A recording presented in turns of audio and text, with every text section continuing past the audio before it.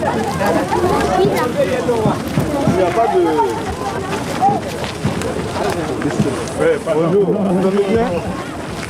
Thomas Sankara, capitaine de 35 ans, président de la Haute-Volta, il a pris le pouvoir par un coup d'État le 4 août 1983.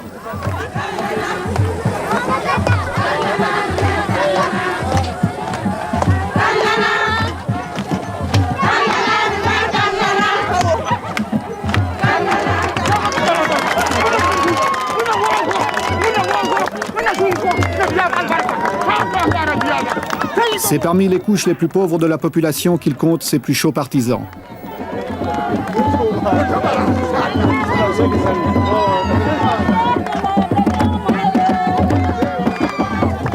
Malgré son jeune âge, son engagement politique n'est pas récent. En 1980, il est secrétaire d'État à l'information sous l'avant-dernier régime avant de démissionner. Puis, participant au coup d'État du dernier président, le commandant médecin Jean-Baptiste Ouédraogo, il devient Premier ministre, est arrêté, libéré et fait le coup d'État. Sitôt au pouvoir, il veut galvaniser les foules en utilisant un langage où le slogan incantatoire tente de faire passer les mots d'ordre. Chacun doit se convaincre que c'est un changement révolutionnaire.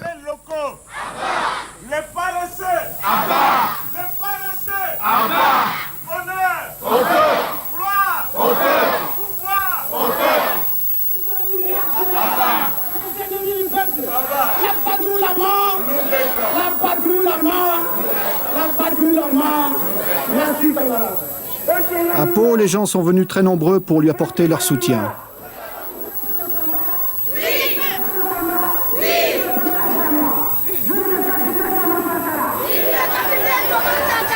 Camarades,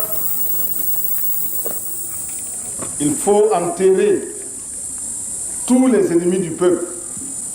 Il faut enterrer tous les défauts qui empêchent le peuple de se libérer, qui empêchent le peuple de construire son bonheur.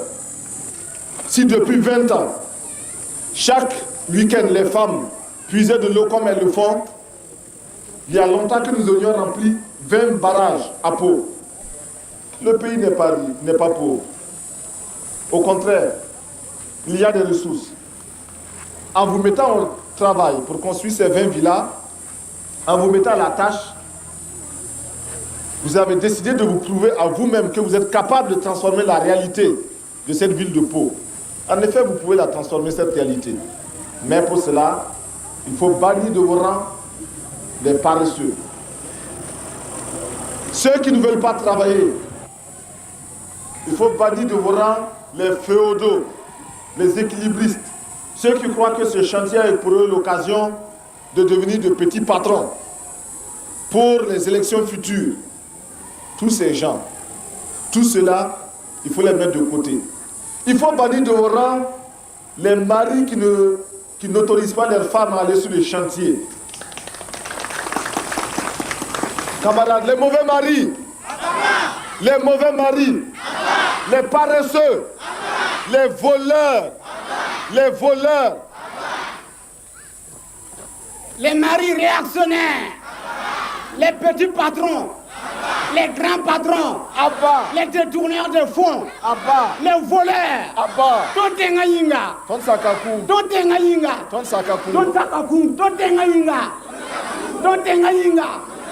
vive la révolution, vive le capitaine Thomas Sankara. On ne peut pas se développer sans mobilisation. Nous ne pouvons pas nous développer si le peuple lui-même ne prend pas son destin en main. C'est le peuple qui doit construire le pays. Ce n'est personne d'autre. C'est 20 villas aujourd'hui. Demain, ça sera 20 écoles. Ça sera 20 dispensaires. Ça sera 20 maternités. Et chaque année, ce sera comme ça. Camarades, l'impérialisme, le colonialisme, le néocolonialisme, le fantocisme, les voleurs, les paresseux, les détourneurs, les magouilleurs. Chaque province doit construire en effet 20 maisons pour les fonctionnaires d'ici le 4 août, les loyers étant ensuite utilisés pour les biens d'équipement. Les briques sont faites par la population avec du banco et très peu de ciment. L'État, lui, fournit le matériel.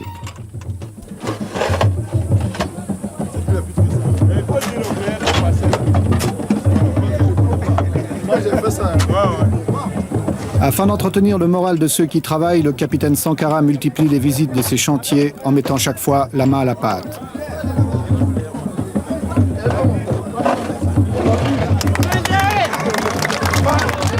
Il aime à montrer l'exemple, il affectionne les gestes symboliques. Il est en train de se créer un personnage à la fois séducteur et menaçant. Son style, son souci du moindre détail, son attention à chaque chose, son engagement étonne et lui attire un certain nombre de sympathies. Il ne faut pas que ça piétine, quoi. L'approvisionnement doit être rapide. Maintenant, il faut penser à la toiture. Voilà, déjà. Il faut déjà penser à la toiture.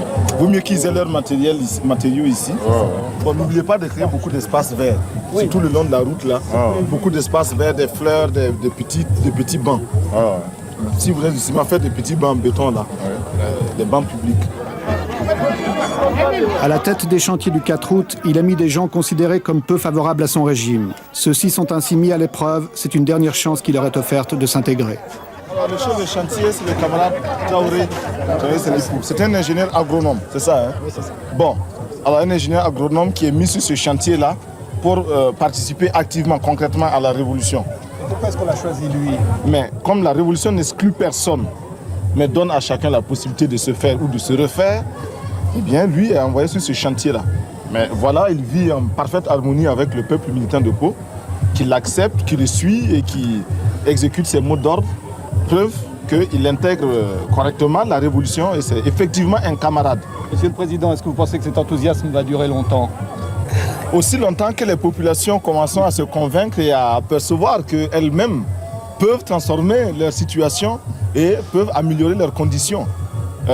Au début, c'était des mots, ce n'était que des mots et une adhésion euphorique.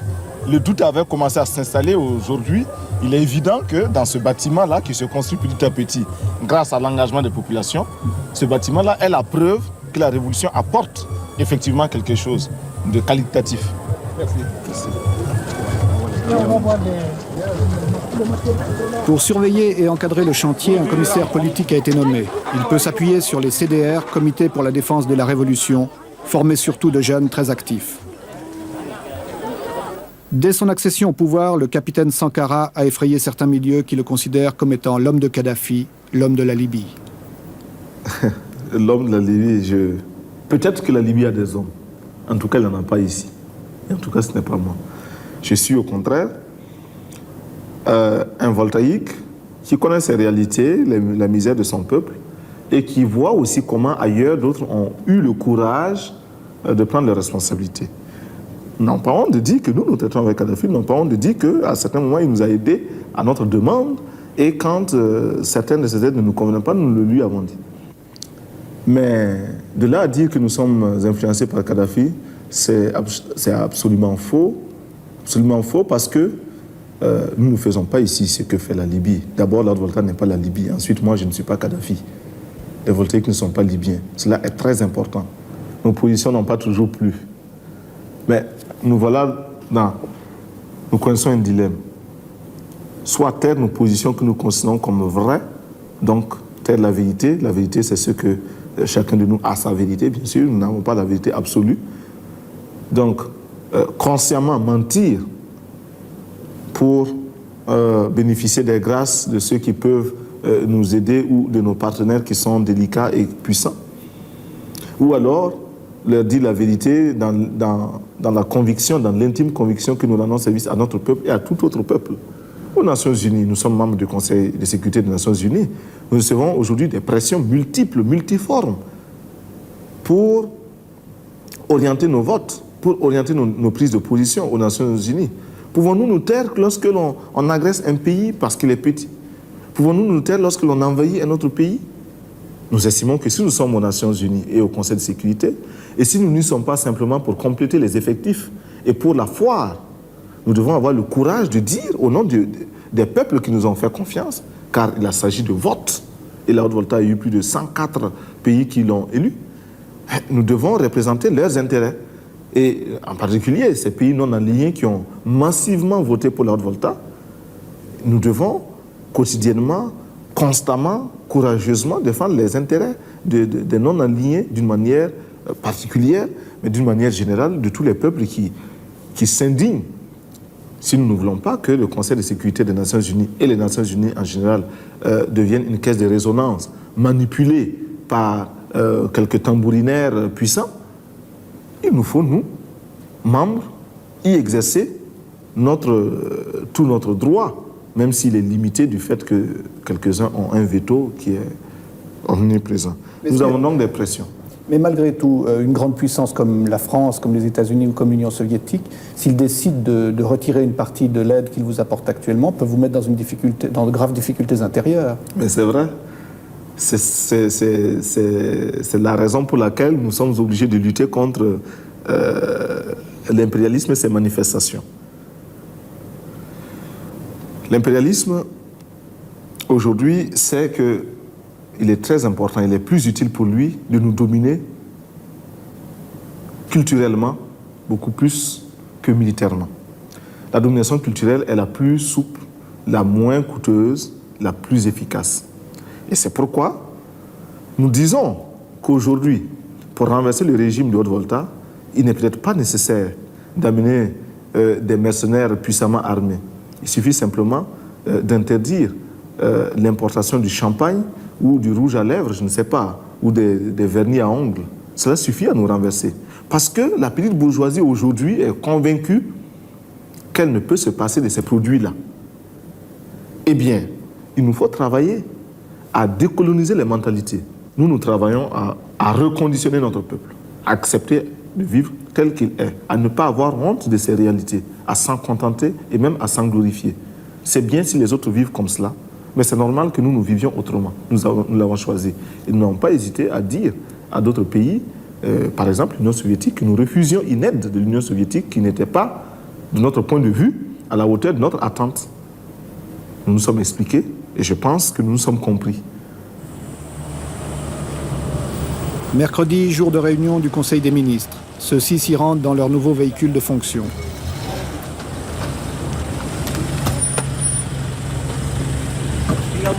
En effet, là aussi, pour montrer qu'on veut rompre avec d'anciennes habitudes, d'anciens privilèges, les Mercedes, symbole du pouvoir utilisé par les précédents régimes, ont été remplacés par des R5. Il s'agit de frapper par des mesures spectaculaires. Le président a même décidé de faire de la Cadillac décapotable de son prédécesseur l'objet d'une tombola nationale. Ainsi, celui qui l'aura gagné pourra-t-il l'utiliser sans être soupçonné d'enrichissement illicite. Outre le capitaine Sankara, l'équipe gouvernementale est composée de militaires et de civils. Tous doivent avoir un engagement total et en particulier multiplier les contacts dans le pays.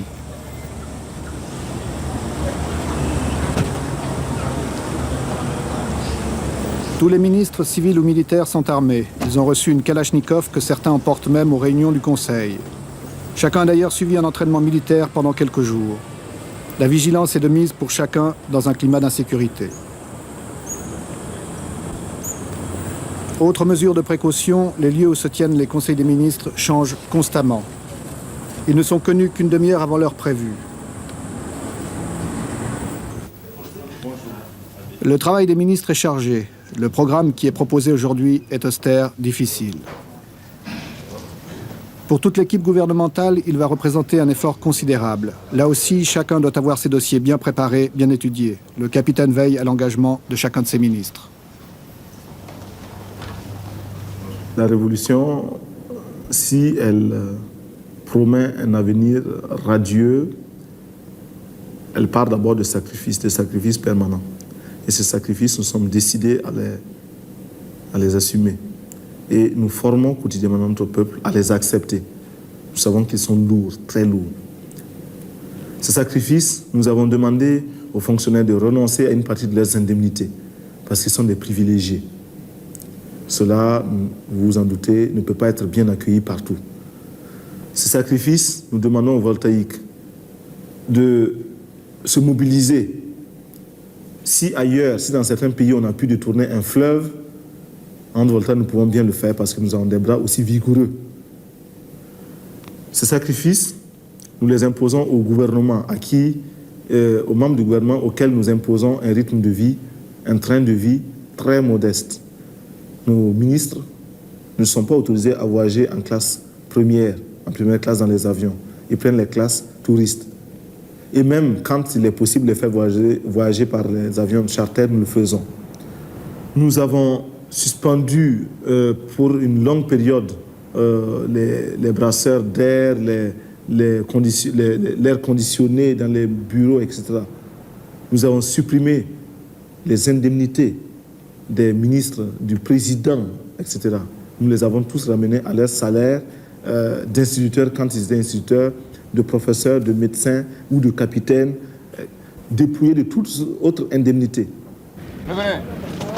Revenez à droite. Marche. L'armée est obligatoire, mais seuls 2% des voltaïques en âge de porter les armes sont recrutés faute de moyens. Prenez la tête.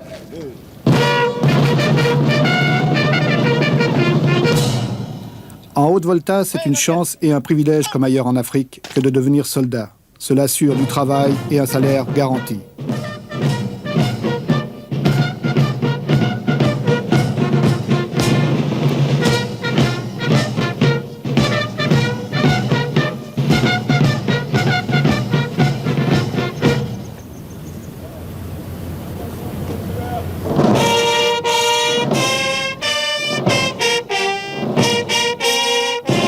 La volonté du capitaine Sankara est de vouloir mieux intégrer l'armée au peuple.